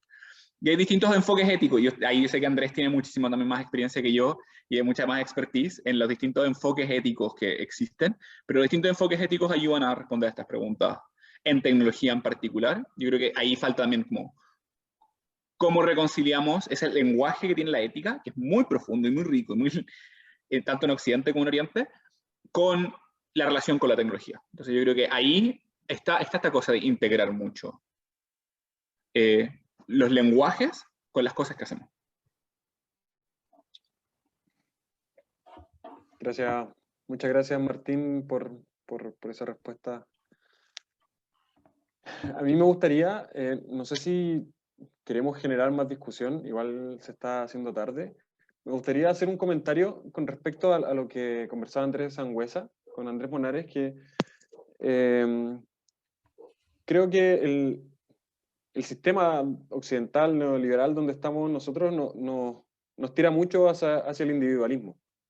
Entonces, claro, Andrés Sangüesa con su empresa, quizás siendo individuo, no pueden a lo mejor solucionar el problema de la contaminación de las prótesis y todo al mismo tiempo. Quizás necesitamos tener un cambio de enfoque que nos pase de trabajar de modo más individualista a un modo más colaborativo, porque de esa forma el problema no es solo mío, el problema no solo tengo que hacerme cargo yo ni mi empresa, o los chinos y su empresa, sino que probablemente si trabajamos colaborativamente, los proveedores, los distribuidores, los fabricantes, los que desarrollan tecnología, quizás tenemos más posibilidades de solucionar estos problemas en el futuro, que como se está intentando hacer ahora, que cada uno por su lado trata de hacer lo que puede sin lograr suficiente, mirando el problema. Puede ser un ejemplo el problema ecológico que tenemos en el mundo. Luego de ese comentario, Felipe San Martín levantó la mano, te doy la palabra. Sí. Hola, ¿me escuchan, Gonzalo? Sí. Sí, se escucha bien. Ya. No, o sea, comentar un poco lo mismo que puse en el chat, que también es como un comentario también asociado a lo que comentaba Andrés Sangüesa, que claro, él decía que él no podía abordar todo, no podía ser como alguien tan bueno, no podía como aportar a todos lados, pero también creo que quizás con su emprendimiento o lo que estaba haciendo él, ya marcaba una diferencia con respecto a lo que ya existe. Y lo que puse ahí de Notco es que, claro, hace, no sé, 5 años, 10 años, si te decían a alguien, quiero hacer una hamburguesa que no tenga como nada animal, te decían, no, eso no se puede, anda a otro lado. Notco se la jugó, lo empezó a hacer claro que son más caras, pero si no hubiese existido Nocco, no hubiesen empezado a hacer esto, la crianza meat free, ni otras compañías hubiesen abordado ese tema. Entonces yo creo que claro, quizás no puede abordar todos los factores que conlleva lo que él hace, pero sí genera un impacto que hace que el ecosistema o que las demás empresas o las demás actores de la sociedad empiecen a abordar el tema. O sea, lo mismo que decía, bueno, Andrés de los veganos. Yo no soy vegano, pero ahora hay muchos veganos porque había gente que desde hace tiempo que estaba impulsando eso. Entonces, alguien tiene que dar el primer paso, creo yo. Lo mismo con Cactus. O sea, bueno, yo soy amigo de Felipe que trabaja en Cactus, entonces conozco como su realidad al día a día y claro que han tenido una lucha de que ellos no pueden competir con el precio de un filamento que viene de China, no sé, a 12 lucas el rollo. Ellos no pueden competir con eso, pero tienen que tratar de dar la pelea de alguna forma. Eso. Gracias. Andrés Monares. No, súper cortito solamente hablando de estas cosas que estaba conversando Felipe y Andrés. Destruir la vida en la Tierra es indudablemente más caro que cualquier otra cosa. Si hablamos solo en términos de maximización y marginar. Ojo con eso. O sea, no... Y en el camino, por supuesto que vamos a ir mejorando los procesos, pero es imposible huella cero. O sea, hasta los neandertales no tenían huella cero, ojo, ¿ya? Hasta sociedades que parecieran súper simples. Pero indudablemente todo proceso de mejora es más barato que destruir la vida. Eso a veces se nos olvida. Eso, gracias. Gracias, Andrés. Y voy a dar la última palabra a Pablo Martín. Y yo creo para ir cerrando esta charla. Adelante. Dos cositas. La primera, una pregunta. Andrés, si tienes por ahí de dónde sacar ese dato del MIT del 25%, que lo estaba buscando como loco ahora y no lo encontré, que me parece súper interesante. Y lo otro que me llama la atención, que, bueno, una cosa que me llama mucho la atención en economía, la parte de economía de la universidad, es que solamente se enseña una economía y se le llama economía. Y eso para mí tiene otro nombre, más adoctrinamiento que enseñanza. Eso es un tema delicado porque nos cierra la posibilidad de poder abrirnos a nuevas ideas, independiente de que uno esté de acuerdo o no con nuestro sistema. Pero otra cosa que me llama mucho la atención también es que dentro de ese contexto en el que se nos enseñó, nunca entra en la discusión mucho de los valores no económicos, no de objetos de las acciones que tomamos. Porque el mismo sistema de cálculo que uno usa, se puede usar como lo que decías, Andrés, que uno dice, bueno, ¿muere el cliente o no muere el cliente? Obviamente hay un tema ético detrás, hay otras connotaciones. Pero esa discusión no surge tampoco en las clases. Cuando uno hace análisis económico, se dice, no, está la externalidad positiva, no, el ruido para la vieja que está ahí, como que es un tema menor, siempre se tira a un tema menor.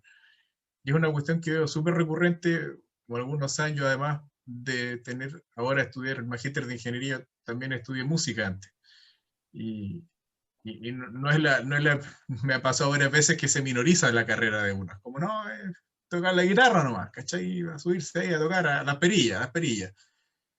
Y siempre hay como este tema de que lo que no es número, no es objeto, no es importante. Y eso es un tema que me llama mucho la atención. Voy a terminar con un ejemplo que en una discusión con un profesor, o sea, que estamos hablando del tema de las jubilaciones, nosotros decimos, oye, si esta plata se va para allá, cada persona podría tener 100 lucas.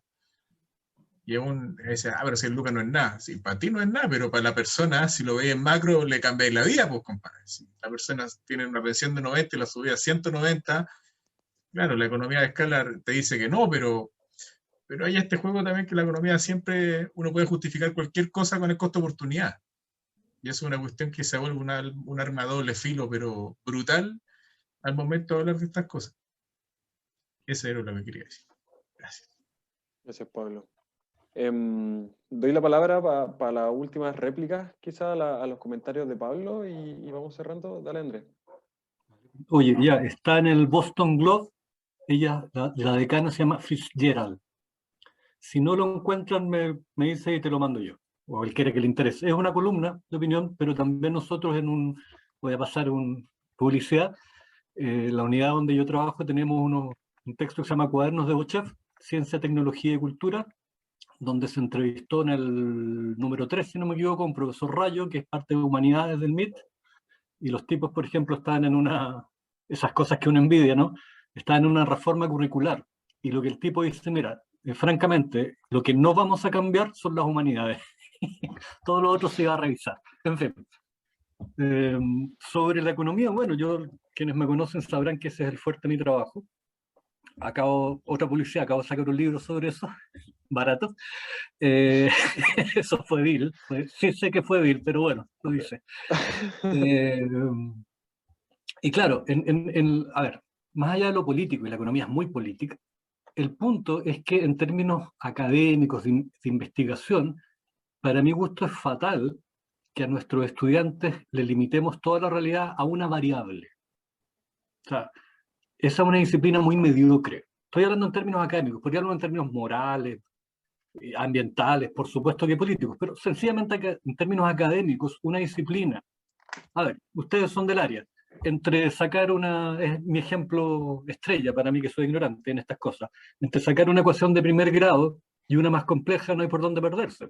Entonces la economía es eso, es el reduccionismo económico donde hay una sola medida y esa medida se impone a través de la academia y políticamente. Para terminar, fíjense la discusión de los programas de los candidatos.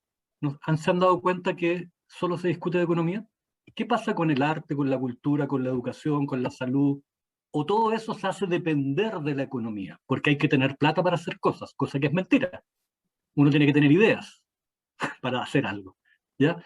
Ojo con eso. Y esa es una construcción política que esperamos, no tengo no lo voy a negar, tengo mucha esperanza en la convención que cambiemos ese enfoque. Pero si no lo cambiamos nosotros, da lo mismo las leyes y la constitución que tengamos. Ojo con eso. Y si me permiten, disculpa Martino,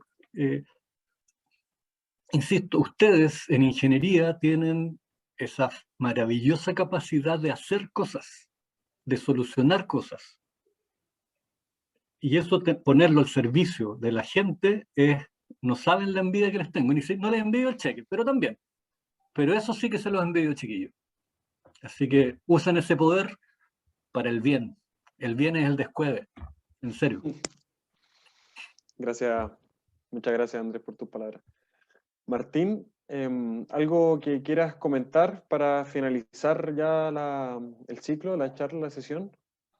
Adelante. Coloqué lo que Pablo preguntó, coloqué 2 citas, coloqué lo que mencioné, la columna en particular que Andrés comentó, pero también está en el sitio del MIT el requerimiento de que todos los estudiantes tienen la cantidad de cursos que tienen. En esencia, todos los semestres tienen que tomar un humanista.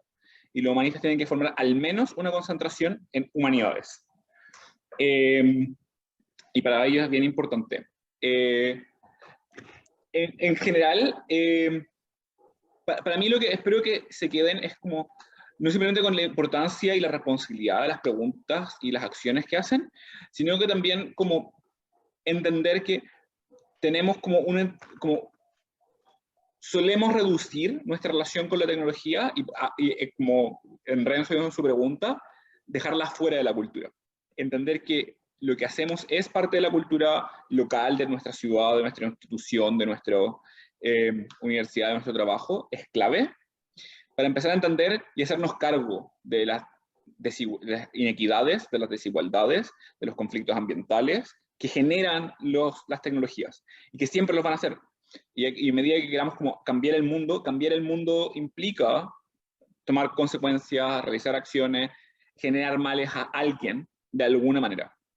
Y eso es algo que podemos disminuir con participación, podemos tomar soluciones más inteligentes, podemos hacer decisiones que sean más estratégicas en términos ambientales o comunitarios, y que hagan sentido. Creo que es súper importante que construyan sentido. Y esa construcción de sentido del quehacer tecnológico requiere incorporar en el trabajo de los ingenieros, de los programadores, de la gente que está realizando intervenciones de todo tipo, el incorporar la reflexividad que nos entregan estos campos de estudio que Andrés y yo nos dedicamos. Y esa reflexividad se integra leyendo cosas entretenidas que les interesan a ustedes, pero que salen de lo técnico, se integra trayendo gente interesante a la conversación, o viniendo a charlas como esta, u otras que existen muchísimas. Hay unas comunidades muy grandes en Chile que tienen muchas ganas de valorizar y de situar el trabajo que los ingenieros hacen en su día a día, y yo creo que en general son pocos los ingenieros dispuestos a tener estas conversaciones. Yo creo que el trabajo de lo que hace Andrés y la gente en Ethics y en otras universidades apunta hacia allá, pero creo que es un desafío enorme para las comunidades en particular que están haciendo inteligencia artificial y robótica y cosas tan como brillantes y carismáticas y entretenidas y llamativas y lucrativas. El tener estas reflexiones y estas conversaciones más difíciles resulta contraintuitivo con los incentivos como perversos que uno se encuentra de ir por el trabajo, tener un gran cheque, cambiar el mundo y después como que alguien verá las consecuencias que pasen. Y yo creo que si a medida de que como hacemos las transformaciones tecnológicas, tenemos estas conversaciones con las comunidades, las transiciones que generan esas tecnologías van a ser más beneficiosas para tanto los productores de ellas como para las comunidades que están sirviendo. Eso. Muchas gracias Martín por esas palabras finales. Bueno, nosotros como corporación, nuestro objetivo también es generar estos espacios de reflexión, porque entendemos que es importante y bueno, claro, como decía Martín, o sea, Andrea en un comienzo, es parte de por qué decidimos tomar esta iniciativa, hacer la pega, formar la corporación y todo lo que implica el organizarse como un grupo humano, porque creemos que hay cosas que es necesario hacer diferentes y nosotros estamos dispuestos a hacerlas diferentes. Bueno, con esas palabras finales, les quiero agradecer a ti, Martín, y a ti, Andrés, y a todos los que asistieron. Muchas gracias por estar acá. Muy buena, encuentro que fue muy buena la conversación, muy buenas las presentaciones. Esperamos tenerlos en el futuro en distintas actividades. Nosotros vamos a seguir generando espacios tanto para reflexiones éticas, humanas, para aprendizaje de tecnología. Vamos a seguir enseñando programas robots, pero también es importante tocar este punto que son las consecuencias, son las influencias, son los conflictos que pueden surgir al enseñar este tipo de tecnologías digitales y que, bueno, querámoslo o no, van a seguir creciendo y ahí tenemos que estar, ojalá que crezcan en un camino que no destruya el planeta y a la humanidad en los próximos 50 años o 100 años. Muchas gracias a todos, muchas gracias por estar y nos vemos en una próxima oportunidad. Hasta luego.